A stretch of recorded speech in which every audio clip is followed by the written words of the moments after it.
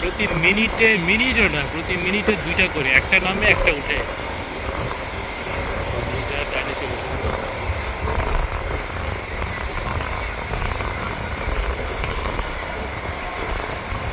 ওই যে ওটা ডানে চলে যাচ্ছে না, দিক দিয়ে আরেকটা আসতেছে, দেখছেন? এটা ওইটার পিছনে পিছনে যাবে, ওইটা ওই দিকে উঠবে, ওইটা ওই সাইডে যাবে।